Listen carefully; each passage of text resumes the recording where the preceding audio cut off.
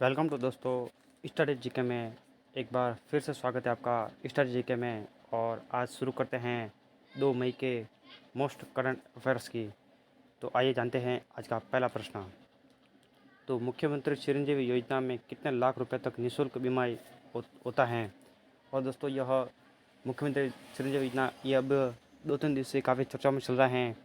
और इसमें सरकार ने घोषणा की है कि कि 5 लाख रुपए तक का दुर्घटना बीमा निःशुल्क होगा। यानी कि अगर कोई दुर्घटना होती है और उसमें कुछ हाथ पैर का फ्रैक्चर होते हैं तो सरकार उनको चिरंजीवी योजना के तहत 5 लाख रुपए तक फ्री इलाज और फ्री में दवाइयाँ वितरित की जाएगी। और सरकार ने अभी ये हाल ही में भी घोषणा की है और ये 1-2 दिन से काफ़ी चर्चा में चल रहा है, क्योंकि अब इसमें और इस सरकार ने और इसी योजना में अब रजिस्ट्रेशन की तारीख 7 मई कर दी है, जो कि पहले 30 अप्रैल तक थी। और कुछ सरकार ने कुछ वंचित परिवार होने के संभावना के चलते सरकार ने इसे 7 मई तक बढ़ा दी। यानी कि जो कोई परिवार इस योजना से वंचित हैं वो परिवार 7 मई तक इस योजना में अपना रजिस्ट्रेशन करवाकर लाभ प्राप्त कर सकता है। वही देखे सरकार देखे तो दिन प्रतिदिन अब स्वास्थ्य के क्षेत्र में ज़्यादा ध्यान दे रही हैं, अलग अलग योजनाएं शुरू कर रही हैं। अब सरकार ने देखें तो कई प्रकार की योजनाएं फ्री में करी, कई प्रकार के जो टेस्ट होते हैं, जो ब्लड टेस्ट हैं और भी कई सारे टेस्ट होते हैं चिकित्सालय में, जहां पर मरीज को काफ़ी भारी रकम चुकानी पड़ती थी। और अब सरकार ने इसमें कुछ कमी लाकर राजस्थान के नागरिकों को स्वास्थ्य के क्षेत्र में कुछ राहत दी है। और देखें तो सरकार का ये कार्य बहुत ही प्रशंसनीय है और इसकी काफ़ी सराहना भी हो रही है। वही आज का अगर दूसरा प्रश्न देखें अगर, तो मुख्यमंत्री निःशुल्क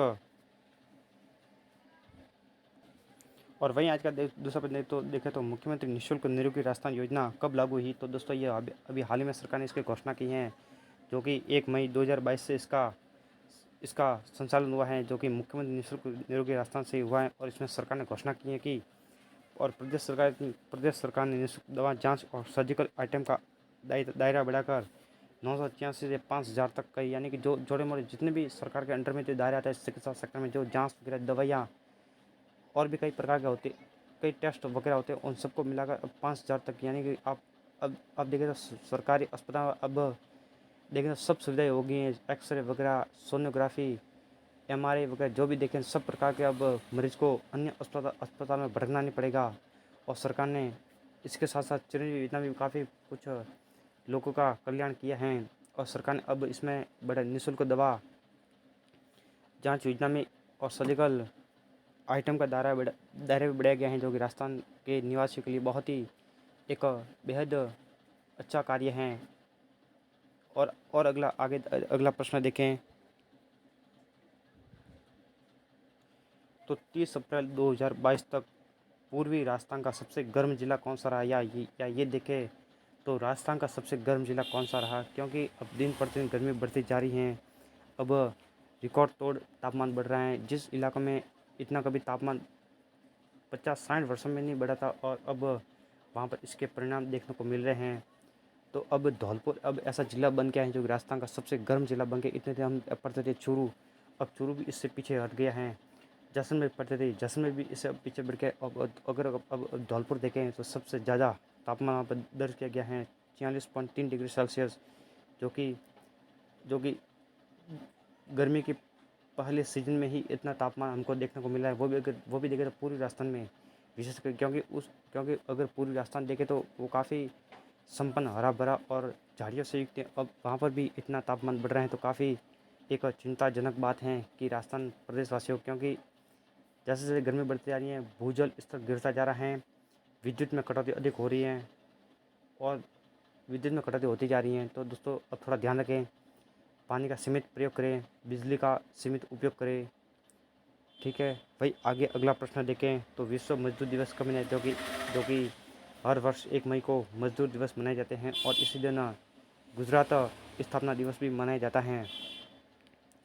वहीं आगे अगला प्रश्न देखें तो रोहतू संरक्षित सेक्टर किस जिले में स्थित, तो ये दोस्तों रोहतू नागौर जिले में आता है। और ये रोहतू काफ़ी चर्चाओं में रहता है और हर साल इसका कोई ना कोई छोटे मोटे एग्जाम में इसका प्रश्न पूछा जाता है, क्योंकि रोटो ये काफ़ी काफ़ी काफ़ी विवादित और देखें तो काफ़ी चर्चाओं में भी चलता रहता है।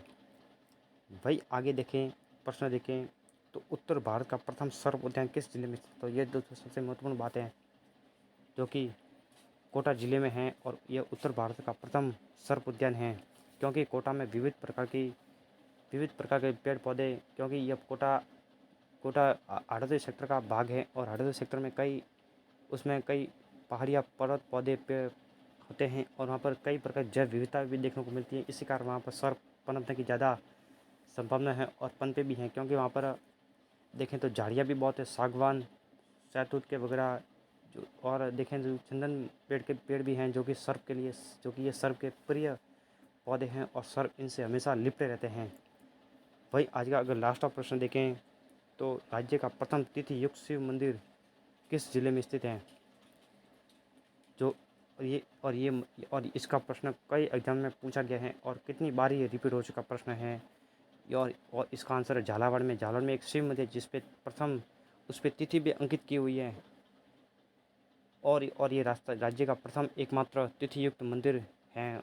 और देखें तो कई राजस्थान में कई छोटे छोटे मंदिर भी है, बड़े भी हैं, जो कि कुछ अस्तित्व में आते हैं, कुछ अस्तित्व में आते भी नहीं, क्योंकि और देखिए तो सरकार अब दिन प्रतिदिन इन पर भी ज़्यादा ध्यान दे रही है। विश्व धरोहर जो हमारी वस्तुएं हैं उन पर सरकार उनको भी संरक्षित लाने का प्रयास कर रही है।